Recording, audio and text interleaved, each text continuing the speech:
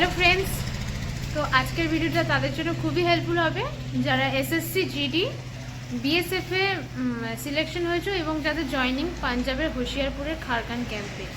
তো তাদের জন্য দুটো ইম্পর্টেন্ট ইনফরমেশন দেব, এই যে কিভাবে এখানে আসবে, মানে এই ক্যাম্পে কিভাবে আসবে এবং সেখানে থাকার কি ব্যবস্থা সেই সম্পর্কে।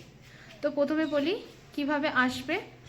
তো সেখানে তোমরা জলন্দার ক্যান্ট থেকে হোশিয়ারপুর লোকাল ট্রেন পাবে, সেখান থেকে নেমে অটোর দ্বারা তোমরা এই ক্যাম্পে আসতে পারো।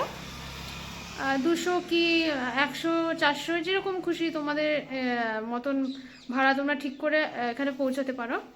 তারপরে বলা যায় কিভাবে তোমরা ওখানে থাকবে। তো প্রথমেই বলি এখানে থাকার কোনো ব্যবস্থা নেই, আশেপাশে ক্যাম্পের আশেপাশে কোনো থাকার ব্যবস্থা নেই।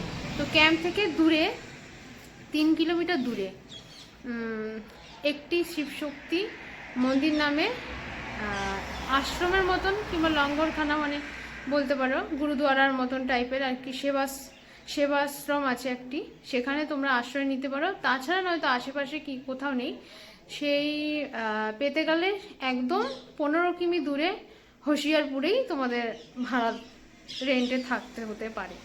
তো কাছাকাছি বলতে এই একটি জায়গা যেটা থাকার জন্য খুব পারফেক্ট একদম জায়গা। এমনকি আমি নিজেও এখানে স্টে করেছি, খুবই সুন্দর, থাকার জন্য খুবই ভালো। আর সমস্ত সুযোগ সুবিধা ফ্রিতে, খাওয়া থাকা সমস্ত কিছু ফ্রি। তো এই মন্দিরটি আমি পুরো ভিডিওর মাধ্যমে দেখাবো, এতটাই সুন্দর, তোমাদের দেখে খুবই ভালো লাগবে। তো চলো দেখানো যাক।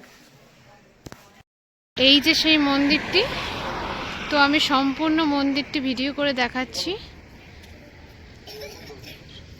এই ভিতরটা প্রবেশ করব।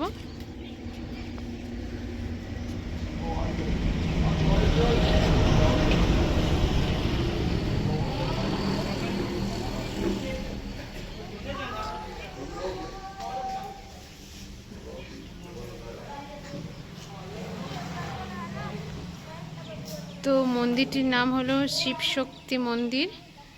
তোমরা আসলে অবশ্যই জেনে যাবে, বললে অবশ্যই এখানকার মানুষরা বলে দেবে যে এক্স্যাক্ট লোকেশনটা কোথায়। এই যে সেই থাকার জায়গাটি, এখানে দেখো সবাই এখানে স্টে করছে রাতে সারা দিন।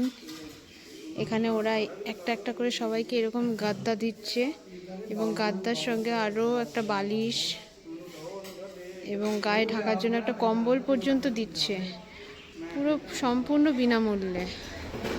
এখানকার পরিষেবা অত্যন্ত ভালো, খাওয়া দাওয়া থাকা সম্পূর্ণ ফ্রি। মানুষজন কত নিলিবিলিতে কত রিল্যাক্সে আছে এখানে।